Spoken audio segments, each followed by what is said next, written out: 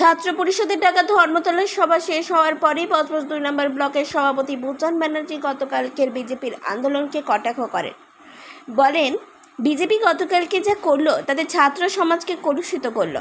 ছাত্র সমাজের নাম করে যা অরাজকতা করলো তা বাংলার মানুষ দেখলো। আর আজ টিএমসি ছাত্র পরিষদের মিনিং দেখে ওদের শেখা উচিত। বিজেপি কর্মীদের আরও কটাক্ষ করে বলেন, ওরা যদি ভাবে পশ্চিমবঙ্গকে বাংলার দেশ করবে তা হবে না, কারণ পশ্চিমবঙ্গ এর অভিভাবক মমতা বন্দ্যোপাধ্যায় এবং অভিষেক বন্দ্যোপাধ্যায়।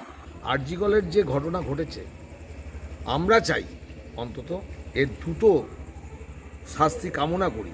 তার সাথে সাথে একটা কথা বলবো, আজকে ছাত্র পরিষদের যে লাখো লাখো মানুষ টিএমসিবির ছাত্র পরিষদের যে প্রতিষ্ঠা দিবসে আজকের এই ছাত্র পরিষদের আন্দোলন বা ছাত্র পরিষদের যে সভা, এটা দেখে কালকের যারা ছাত্র পরিষদের নাম ছাত্রদের নাম দিয়ে পশ্চিম বাংলাটাকে যারা ছাত্রদের কলুষিত করেছে, সেই বিজেপি দলের যারা করিয়েছেন তারা ভাবছেন হয়তো পশ্চিম বাংলাটাকে বাংলাদেশের ধাঁচে নিয়ে গিয়ে পশ্চিম বাংলাটাকে দখল করার সেগুড়ে বালি।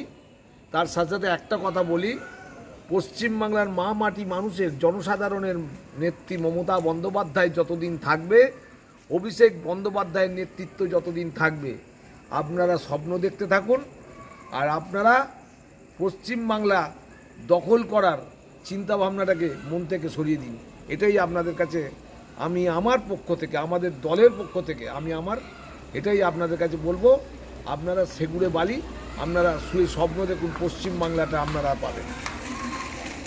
বজবজ থেকে নিজস্ব প্রতিনিধির রিপোর্ট, 99 নিউজ বাংলা।